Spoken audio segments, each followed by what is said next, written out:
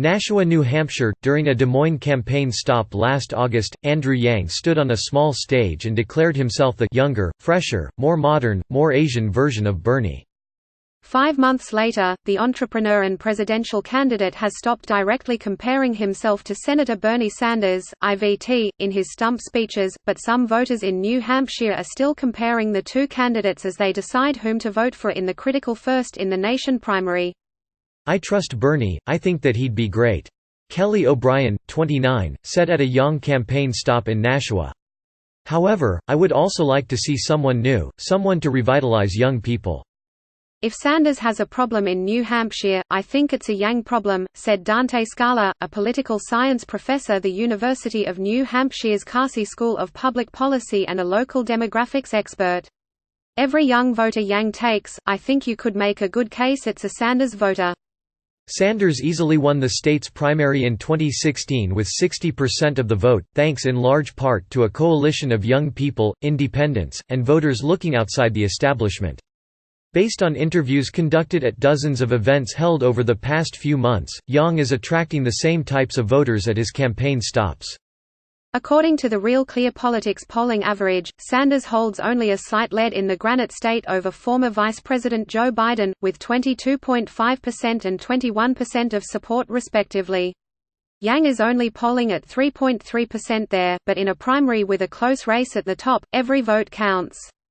Unlike in the Iowa caucuses, where supporters of candidates who fail to reach 15% support have to realign with a second choice, voters in New Hampshire get one shot to show their preference. Brandon Laws, an elected Nashua alderman, has been a fan of Sanders for a decade and was among his early local 2020 endorsers back in May. But, he told NBC News, he is now endorsing him to instead throw his support behind Yang, in part, because of the latter's idea of a universal basic income. Andrew Yang is talking about things that are existential threats that if we don't start addressing them actively with comprehensive solutions, I think it's going to be too late, he said, adding he would still be elated if Sanders ultimately won. Yang, who supported Sanders himself in 2016, has described the Vermont senator as a hero and a role model. But while the two candidates share the same outsider appeal and some similar policies, Yang has said that his fresh perspective on economic issues makes him a compelling candidate.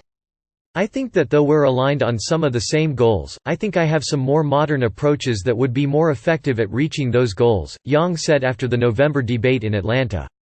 Both Yang and Sanders pitch themselves as outsiders with plans for big, systemic change. Sanders has built a base with his Medicare for All and Green New Deal plans. Yang's platform is built around the idea of universal basic income.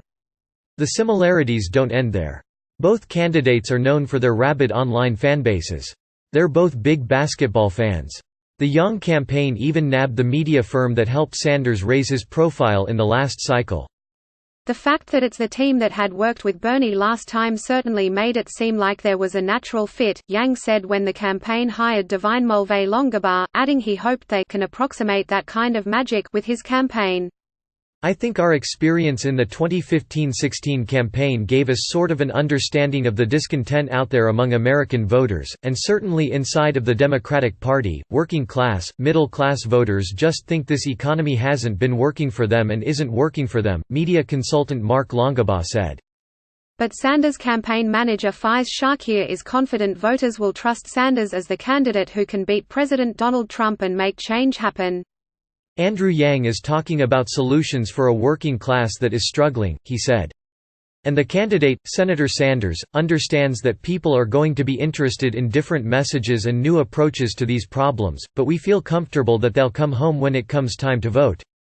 Another staffer echoed Shakir's sentiment. "Broadly speaking, we are not concerned," a member of the Sanders campaign told NBC News. "We feel really good about the work that we've done with these communities," referring to its organizing outreach to young people and independent voters. Yang's campaign was quick to note that their candidate is not pulling support exclusively from Sanders, as evidenced in his latest swing through the state where he is seeing more Yang-curious voters who are considering several different candidates rather than solely die-hard supporters. The candidate is also taking more risks in booking bigger venues. "We certainly from a strategic and messaging standpoint have not set this up as a bipolar competition," Longabaugh said, noting a new generation overlap with former South Bend, Indiana, Mayor Pete Buttigieg, big idea crossover with Senator Elizabeth Warren, and electability over Trump akin to Biden.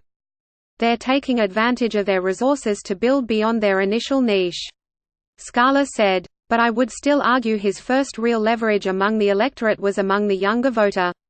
Now it's whether he can expand that." Yang has held more than 100 campaign events in New Hampshire since 2019, doubling Sanders' total, and in recent months has expanded his field effort to include 10 offices and 40 staffers across the state, figures rivaling and even surpassing some of the leading candidates. But field organizers have dwindling days to convince New Hampshire voters ahead of the February 11 primary. The most important ones are between the Iowa caucuses and voting day. The media roar in that week between Iowa and New Hampshire is so loud. Despite the fact that he's run a good campaign, it could be easy for him to become a backstory. Scala said. For now, some voters are giving the new guy a chance. Ann Lennon, 55, voted for Sanders in 2016 but is now sold on Yang after seeing him in her hometown. "I just feel like he's very in touch with the state of the country. He understood why Trump won," she said. "I feel Sanders is too old, but I think he's an amazing resource. He's that grandpa we could turn to."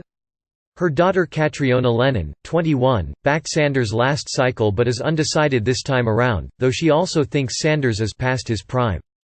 "It would be beyond incredible to have another person of color in the White House," she said of Yang. Laws, Yang's latest local endorser, is uncertain of his new candidate's chances at the nomination but hopes Yang gets enough support for his message to gain traction.